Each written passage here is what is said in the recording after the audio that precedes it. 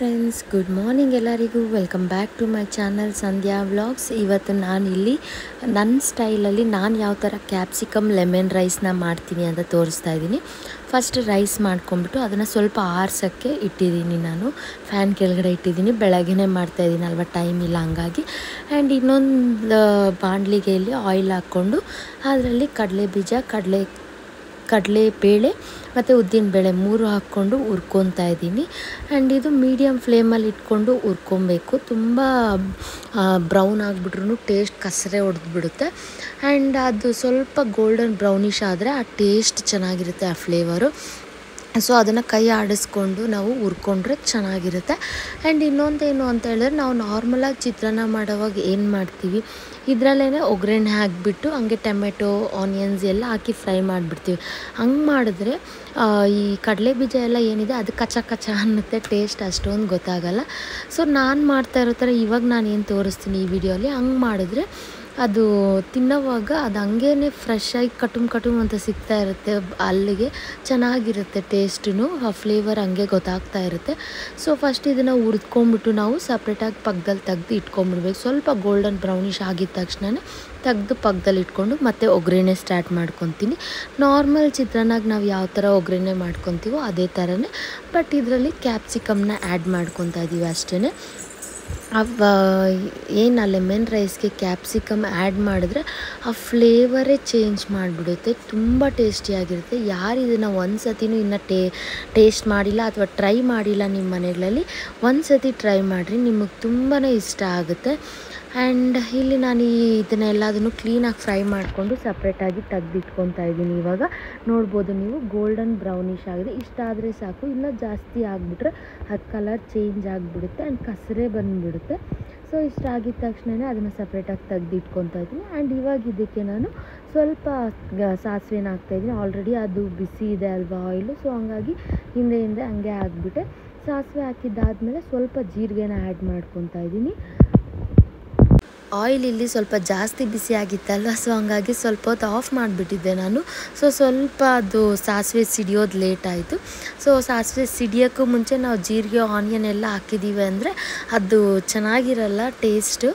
So ಅದು ಸಾಸಿವೆ ಸಿಡಿದ ಮೇಲೇ ಹಾಕಿದ್ರೇ ಅದು ಒಂಥರ ಫ್ಲೇವರು. ಟ್ರೈ ಮಾಡಿ ನೋಡಿ ನೀವು, ಸಾಸಿವೆ ಸಿಡಿಯೋಕ್ಕೂ ಮುಂಚೆ ಒಂದು ಸತಿ, ಸಿಡಿದ ಮೇಲೆ ಒಂದು ಸತಿ, ಆ ಡಿಫ್ರೆನ್ಸ್ ಗೊತ್ತಾಗುತ್ತೆ. ಇದು ಕಸರೆ ಹಂಗೆ ಸಿಗ್ತಾ ಇರುತ್ತೆ ನಾವು ಅಗಿಯೋವಾಗ, ಸಾಸಿವೆ ಸಿಡಿದಿಲ್ಲ ಅಂದರೆ.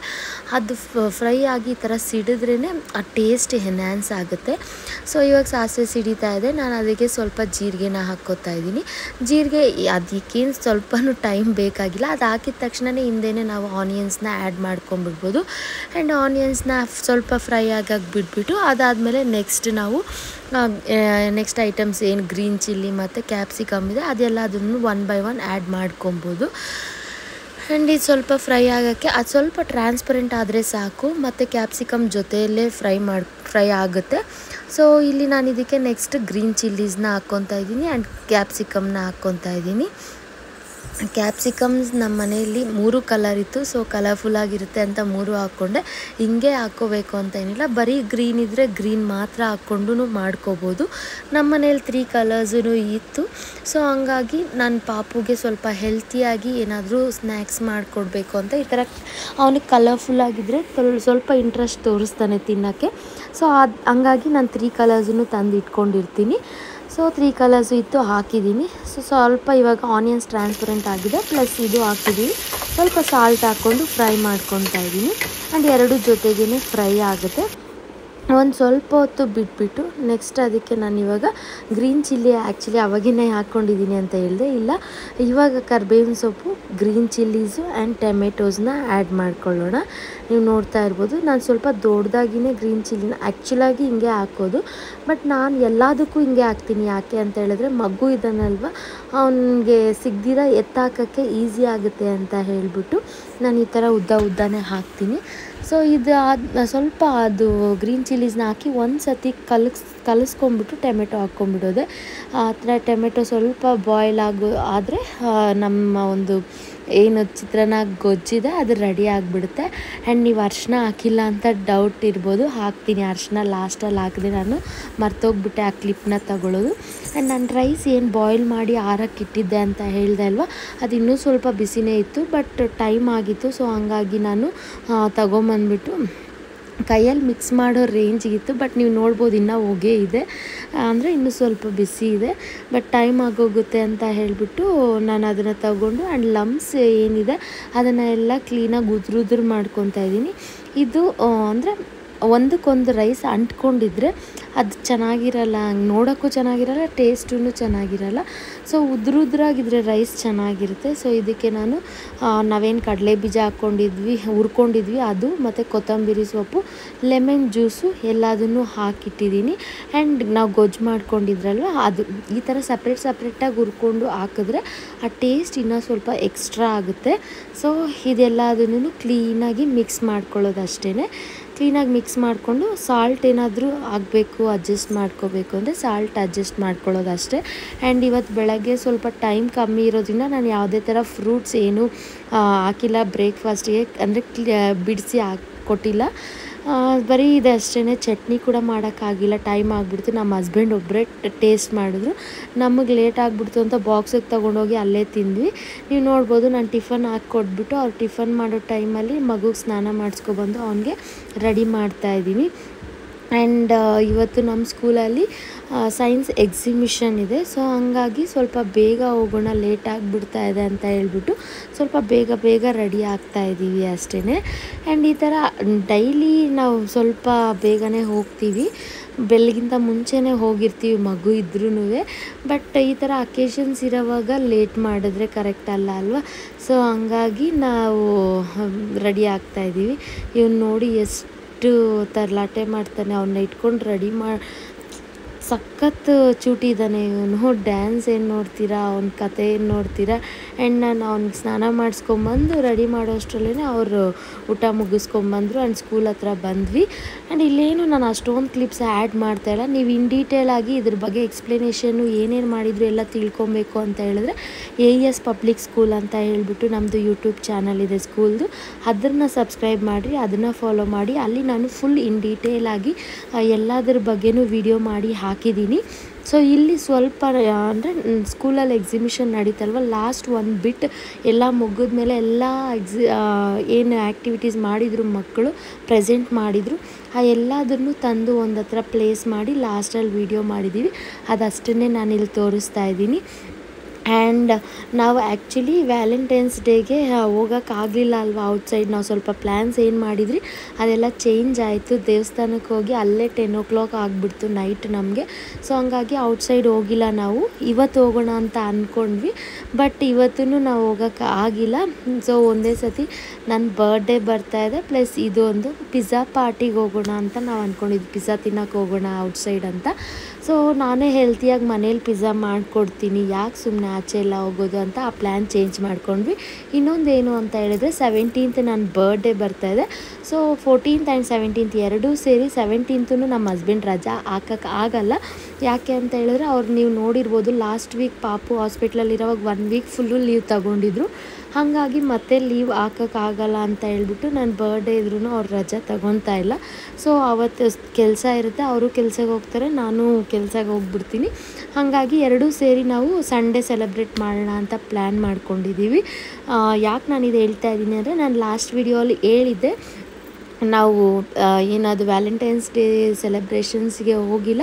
ಸೊ ಹಂಗಾಗಿ ನೆಕ್ಸ್ಟ್ ವಿಡಿಯೋಲಿ ನೀವು ನೋಡ್ತೀರಾ ಎಲ್ಲಿ ಹೋಗ್ತೀನಿ ಅಂತ ಹೇಳ್ಬಿಟ್ಟು. ಬಟ್ ಈ ವಿಷಯಕ್ಕೆ ನಾವು ಎರಡೂ ಸೇರಿ ಒಂದೇ ಸತಿ ಸೆಲೆಬ್ರೇಟ್ ಮಾಡೋಣ ಅಂತ ಅಂದ್ಕೊಂಡಿದ್ದೀವಿ. Advance birthday celebrations and belated Valentine's day celebrations. ಅಲ್ಲಿ ಇದೆಲ್ಲ ಮುಗಿಸ್ಕೊಂಡು ನಾವು ಎಕ್ಸಿಬಿಷನ್ ಎಲ್ಲ ಮುಗಿಸ್ಕೊಂಡು ಮಗುಗೆ ಈವ್ನಿಂಗ್ ಸ್ವಲ್ಪ ಸ್ನ್ಯಾಕ್ಸ್ ಮಾಡಿ ಕೊಡ್ತಾಯಿದ್ದೀನಿ. ಎಕ್ಸಿಬಿಷನ್ ಎಲ್ಲ ಮುಗಿಯೋಷ್ಟ್ರಲ್ಲೇ 4 o'clock ಆಯಿತು. ಫುಲ್ ಡೇ ಸ್ಕೂಲ್ ಇತ್ತು. ಆ್ಯಂಡ್ ಮಧ್ಯದಲ್ಲಿ ಅವನಿಗೆ ಫ್ರೂಟ್ಸ್ ಟೈಮ್ಗೆ ಫ್ರೂಟ್ಸು, ಲಂಚ್ ಟೈಮ್ಗೆ ಮಮ್ಮಿ ಬೇಳೆ ಸಾರು ಮುದ್ದೆ ಮಾಡಿದರು, ಊಟ ಮಾಡಿಸಿದ್ವಿ. ಆ್ಯಂಡ್ ಸ್ನ್ಯಾಕ್ಸ್ ಟೈಮಿಗೆ ಬಂದುಬಿಟ್ಟು ಅವನಿಗೆ ಇದು ಏನು ಜುಕ್ಕಿನಿ ಅದೆಲ್ಲ ಮಿಕ್ಸ್ ಮಾಡಿ ಇಟ್ಟಿದ್ದೆ ಅಲ್ವಾ ನಾನು, ಅದನ್ನು ಮಾಡೋಕ್ಕೆ ಟೈಮ್ ಇರಲಿಲ್ಲ. ಸೊ ಅದನ್ನು ಮಾಡಿದೆ, ಅದು ಮಾಡಿ ಕೊಟ್ಟೆ ಅವನಿಗೆ ಈವ್ನಿಂಗ್ ಸ್ನ್ಯಾಕ್ಸ್ಗೆ. ಅದು ತಿನ್ಕೊಂಡ. ಆ್ಯಂಡ್ ಇದು ನೀವು ನೋಡೇ ಇರ್ತೀರ ಎಲ್ಲರೂ, ಆ ಮಿಕ್ಸಿ ಏನು ವೆಜಿಟೇಬಲ್ ಮಿಕ್ಸ್ ಇತ್ತು ಅದನ್ನು ದೋಸೆ ಬ್ಯಾಟರ್ ಮೇಲೆ ಸ್ವಲ್ಪ ಸಾಲ್ಟ್ ಹಾಕಿ ಹಾಕ್ತಾಯಿದ್ದೀನಿ ಅಷ್ಟೇ.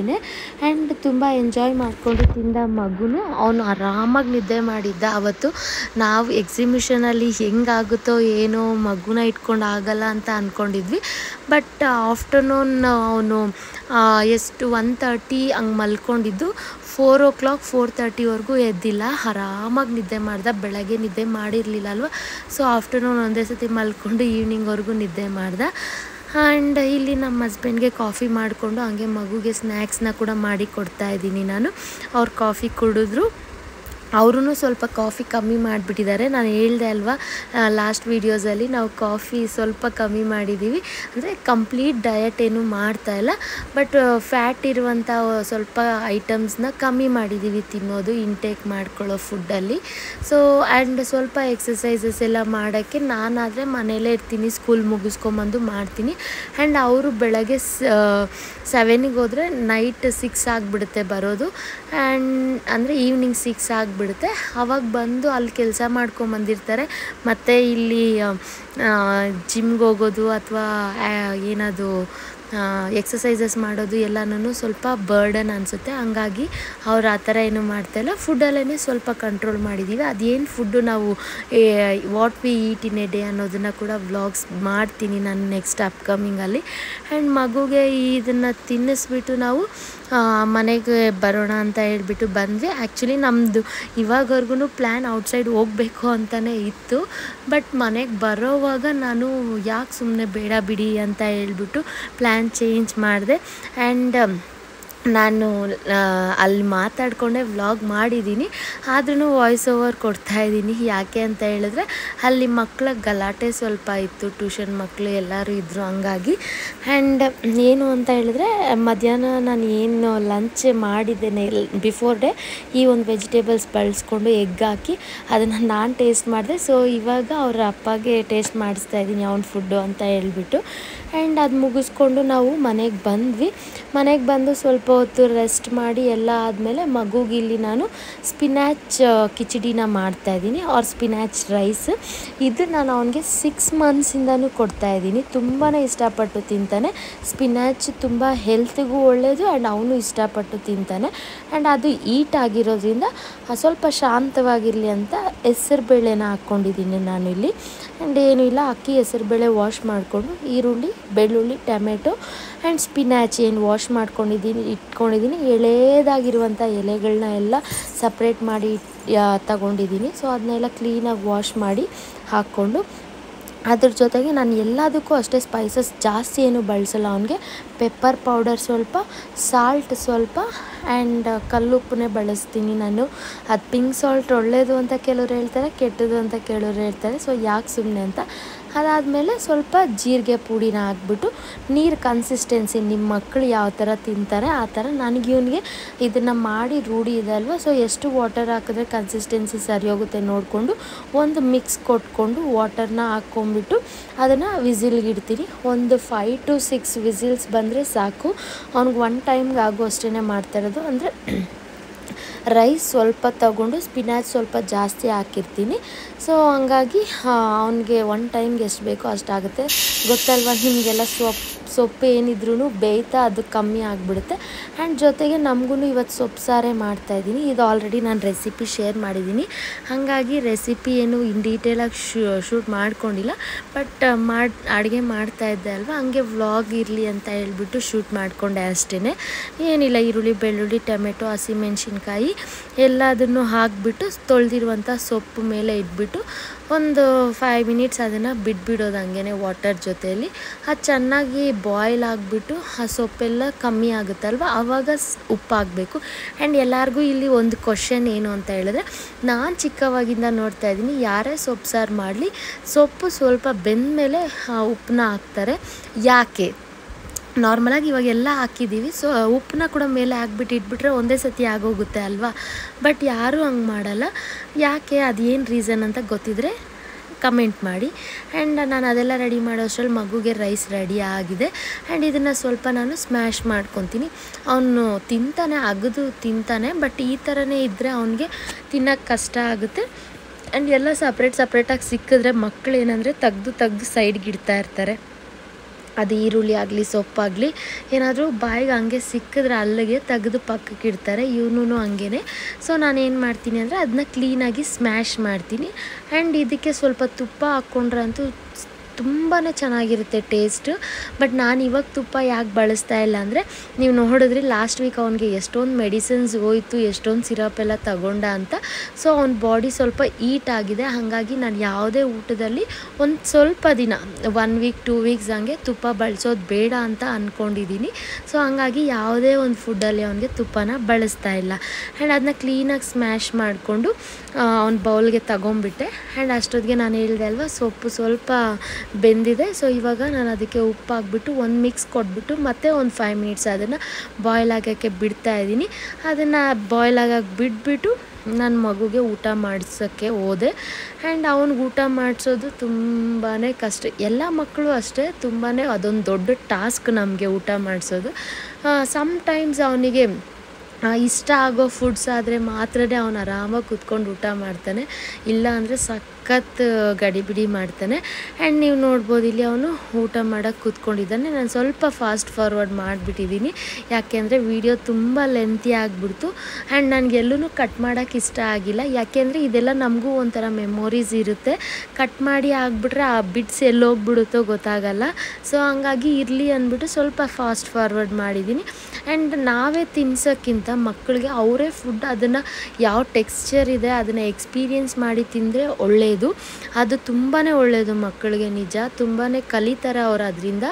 ಸೊ ಹಂಗಾಗಿ ನಾನು ಅವನಿಗೆ ಚಿಕ್ಕವಾಗಿನ ಅಂದರೆ 6 ಮಂತ್ಸ್ ಯಾವಾಗ ನಾವು ಸಾಲಿಡ್ಸ್ನ ಸ್ಟಾರ್ಟ್ ಮಾಡಿದ್ರಿ ಆವಾಗಿಂದ ಇದನ್ನೇ ಫಾಲೋ ಮಾಡ್ತೀನಿ.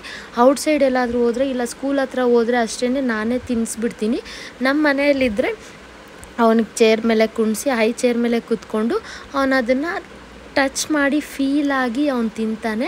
ಸೊ ಎಲ್ಲ ಒಂದೇ ಸತಿ ಕೊಟ್ಬಿಟ್ರೆ ಮಕ್ಕಳು ಗೊತ್ತಲ್ವ, ಎಲ್ಲ ಕಿವುಚಿ ಚೆಲ್ಲಿ ಎಲ್ಲ ಹಚ್ಕೊಂಡು ಎಲ್ಲ ಮಾಡ್ತಾರೆ.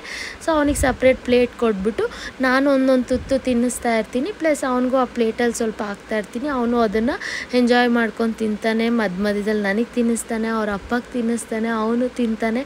ಈ ಥರ ಎಂಜಾಯ್ ಮಾಡ್ಕೊಂಡು ಅವನು ಫುಡ್ನ ಎಂಜಾಯ್ ಮಾಡ್ತಾನೆ. ಆ್ಯಂಡ್ ಅವನಿಗೆ ತಿನ್ನಿಸೋ ಅಷ್ಟರಲ್ಲೇ ಇಲ್ಲಿನೂ ಎಲ್ಲ ರೆಡಿ ಆಗಿತ್ತು, ಅದು ಬಾಯ್ಲ್ ಆಗಿ ಎಲ್ಲ. ಸೊ ಅದನ್ನು ನಾನಿಲ್ಲಿ ಸ್ಟ್ರೈನ್ ಮಾಡ್ಕೊಂಬಿಟ್ಟು ರುಬ್ಕೊಂಡ್ಬಿಡ್ತಾ ಇದ್ದೀನಿ. ತುಂಬಾ ಲೇಟ್ ಆಗಿತ್ತು ಆ್ಯಕ್ಚುಲಿ. ತುಂಬ ಟಯರ್ಡ್ ಕೂಡ ಆಗಿಬಿಟ್ಟಿದ್ದೆ ನಾನು. ಬೆಳಗ್ಗೆಯಿಂದ ಎಕ್ಸಿಬಿಷನಲ್ಲಿ ಈವ್ನಿಂಗ್ವರೆಗೂ ಓಡಾಡಿ ತುಂಬ ಚೆನ್ನಾಗಿ ಮಾಡಿದರು ಮಕ್ಕಳು. ಅದು ಎಕ್ಸ್ಪೀರಿಯನ್ಸ್ ಸಖತ್ತಾಗಿತ್ತು. ಆ್ಯಂಡ್ ಸಾರಿಗೆ ಅದೆಲ್ಲ ರುಬ್ಕೊಂಡ್ಬಿಟ್ಟು ಸೊಪ್ಪೆಲ್ಲನೂ ಒಗ್ಗರಣೆ ಮಾಡ್ಕೊತಾ ಇದ್ದೀನಿ. ನಾರ್ಮಲ್ ಒಗ್ಗರಣೆ ಹಾಕ್ಕೊಳ್ಳೋದು ಅಷ್ಟೇ. ಎಣ್ಣೆಗೆ ಸಾಸಿವೆ, ಜೀರಿಗೆ, ಕರಿಬೇವು ಮತ್ತು ಆನಿಯನ್ಸ್ ಹಾಕ್ಕೊಂಡು ಅದು ಫ್ರೈ ಆದಮೇಲೆ ರುಬ್ಬಿಟ್ಕೊಂಡಿರುವಂಥ ಸೊಪ್ಪು ಹಾಕ್ಕೊಂಡು ಮತ್ತು ಆ ವಾಟರ್ ಏನು ಸ್ಟ್ರೈನ್ ಮಾಡಿ ಇಟ್ಕೊಂಡಿರ್ತೀವಿ ನಾವು ಅದನ್ನು ಹಾಕ್ಕೊಳ್ಳೋದು ಅಷ್ಟೇ. ನಾನು ಬೇಳೆ ಹಾಕಿನೂ ಸೊಪ್ಪು ಸಾರು ಮಾಡ್ತೀನಿ, ಈ ಥರನೂ ಮಾಡ್ತೀನಿ. ತುಂಬ ಥರ ಸೊಪ್ಪು ಸಾರುಗಳನ್ನ ಮಾಡ್ತಾರೆ. ಒಂದೇ ಥರನೇ ಎಲ್ಲರಿಗೂ ಗೊತ್ತಿರುತ್ತೆ, ಸೊಪ್ಪು ಸಾರು ಅಷ್ಟೇ. ಬಟ್ ಅದರಲ್ಲಿ ಕೊಬ್ಬರಿ ಹಾಕಿ ಮಾಡ್ತಾರೆ, ಸ್ವಲ್ಪ ಜನ ಹುಣಸೆ ಹಣ್ಣು ಹಾಕಿ ಮಾಡ್ತಾರೆ. ಆ್ಯಂಡ್ ನಮ್ಮಮ್ಮ ಆದರೆ ಕಡಲೆ ಬೀಜ ಹಾಕಿ ಮಾಡಿದರು ಇದೇ ವೀಕೆ 2-3 ಡೇಸ್ ಬಿಫೋರು. ಸಖತ್ತಾಗಿ ಬಂದಿತ್ತು ಚಟ್ನಿ ಥರ. ನಾನು ಒಂದು ಶಾರ್ಟ್ಸ್ನ ಅಪ್ಲೋಡ್ ಮಾಡಿದ್ದೆ ಫಸ್ಟಲ್ಲಿ, ಹಾಗೇ ಮಾಡಿದ್ದಾರೆ. ತುಂಬ ಚೆನ್ನಾಗಿತ್ತು. ನಾನು ಕಲ್ತಿರೋದು ನಮ್ಮ ಅಮ್ಮಯಿಂದನೇ ಆ ರೆಸಿಪಿ. ಆ್ಯಂಡ್ ಇದ್ರ ಜೊತೆಗೆ ಸ್ವಲ್ಪ ಬೋಟಿನ ಮಾಡ್ಕೊಂಡ್ವಿ ಮನೆಯಲ್ಲೇ, ಅಂದರೆ ಸಂಡಿಗೆನ. ಅದು ನಾನು ಮನೆಯಲ್ಲೇ ಮಾಡ್ಕೊತೀನಿ. ಸೊ ಅದನ್ನು ಸ್ವಲ್ಪ ಸುಟ್ಕೊಂಡ್ಬಿಟ್ಟು ಊಟ ಮಾಡ್ತಾಯಿದ್ದೀವಿ. ಊಟ ಮಾಡಿಕೊಂಡು ರೆಸ್ಟ್ ಮಾಡಿದ್ದಷ್ಟೇ.